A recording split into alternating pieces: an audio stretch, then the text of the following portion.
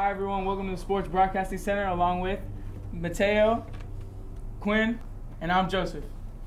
So Mike Trout has played in just one playoff series in his remarkable 10-year big league career, and that was 8 years ago. This might be the year for Trout.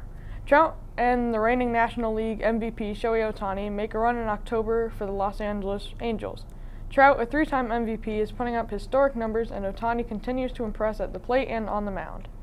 Earlier this season, Ohtani hit his 100th career home run, becoming just the second player in MLB history with at least 100 homers as a batter and 250 strikeouts as a pitcher. The other player was Babe Ruth. The Memphis Grizzlies might be a small market team, but they plan to do whatever it takes to keep Ja Morant in the fold. The NBA All-Star and Most Improved Player in 2022 is eligible for a 5-year maximum contract extension. Grizzlies general manager Zach Kleiman says he intends to keep the team's core in place as well as making sure that Morant stays in Memphis for a long period of time. Morant ranked 9th among players in the league merchandise this season and led the team to its highest playoff seeding ever at number 2 in the Western Conference, before being eliminated by the Golden State Warriors. Sale of the Denver Broncos could reach $5 billion, but three is no shortage of interested billionaires to buy the NFL franchise. Team President Joe Ellis says the new owner's number one priority will be building a new $2 billion dome stadium, allowing the Broncos to host the Super Bowl for the first time. Chelsea, the Premier League soccer team, sold for $3.1 billion in May, the most ever paid for a team in any sports. NBC Sunday Night Football, the number one show on television for 11 years in a row, has named the first female lead host of the football night in America. Maria Taylor debuted on the studio last year.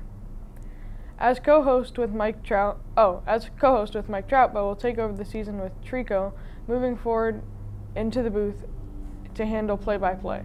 Taylor joined NBC Sports last year, but after failing to work out a contract with ESPN, the NFL kicks off the 2022 season on NBC September 8th, when the defending Super Bowl champion Rams lost to the Buffalo Bills.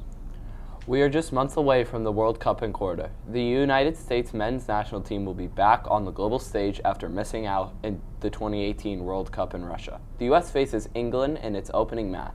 The two nations have formed quite a rivalry over the years. In 1950, the United States pulled off one of the greatest upsets in World Cup history, winning 1-0 over the heavily favored Brits. Only 4 Americans returned from the disappointing 2018 team, including Chelsea star forward Christian Pulisic.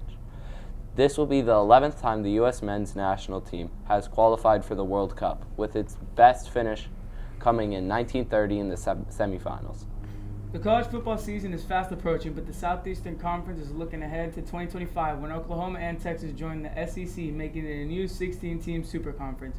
The SEC has a goal of every school in football visiting each of the other 15 schools at least once every 4 years.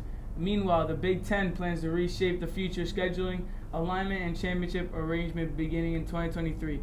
The Big Ten is discussing elimination of divisions and staging a football title game between the top 2 teams in the 14-team conference.